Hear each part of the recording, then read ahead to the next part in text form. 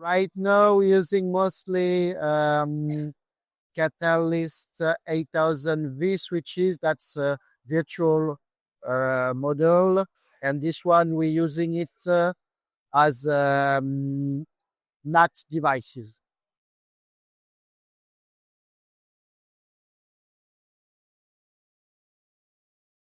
In this specific use case, as I said, it's not in a service provider environment. So we use it well because it scales greatly.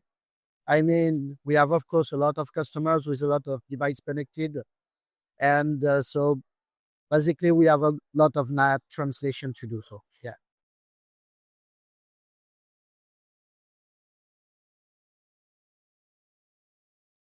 Let me think about that.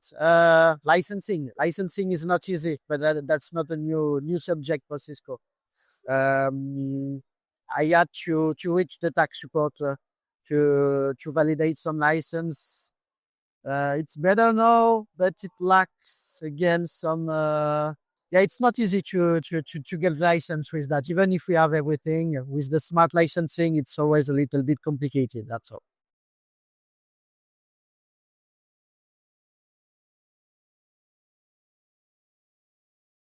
9.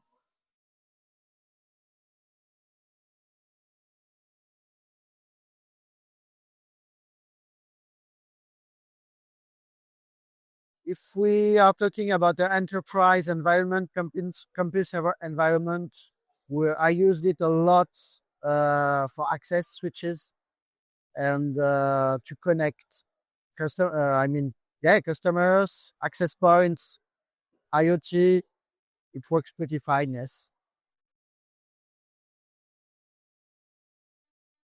Okay, so WebEx meetings for sure. Slido, we use it a lot. All the WebEx devices on site, we use it a lot to communicate with people at home. Yeah, and Cisco AnyConnect. Yeah, it's mostly that. Yes, absolutely.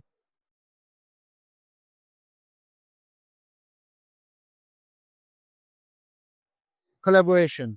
Even if we have all the tools to do that, in our the way that we work, we do a lot of workshop. That means that we have to work multiple people together on the same thing, and in the end, with the current tool, it's always one people sharing, doing all the work, and the other people try to participate, but it's not effective in the end.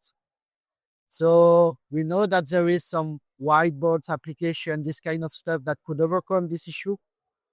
But when it comes to develop on some softwares, when it comes to design, when it comes to yeah, to code, it's not efficient. So it's still something that needs some improvement to really work together. That's the main challenge.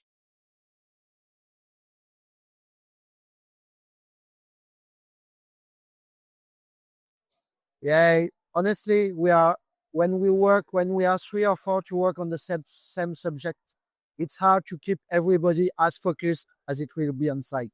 Because as I just explained, in the end, there is just one people typing or drawing or doing anything else. The other people try to collaborate, but it's not always to follow in this case. So yeah,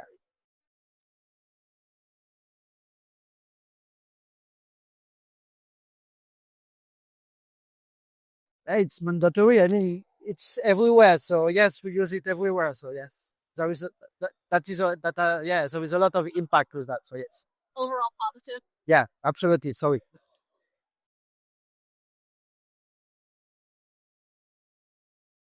Cisco Meraki line, we use it. I used it in some other companies quite a lot. I use some Aruba switches as well, and some Huawei products as well.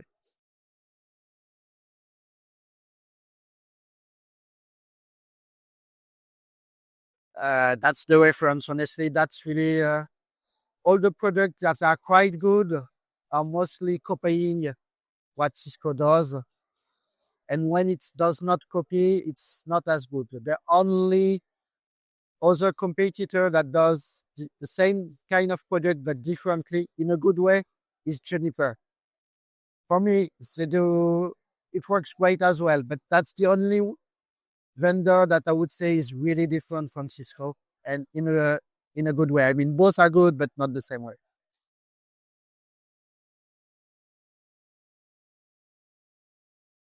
Honestly, it's really expensive. It's really expensive, but then we know what we are paying for. That's the thing.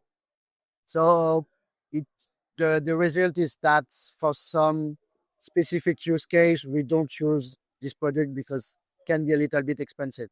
But that's right that it's the best to work with.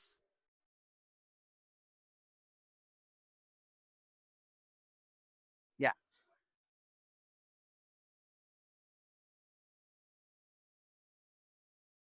I think so, yes.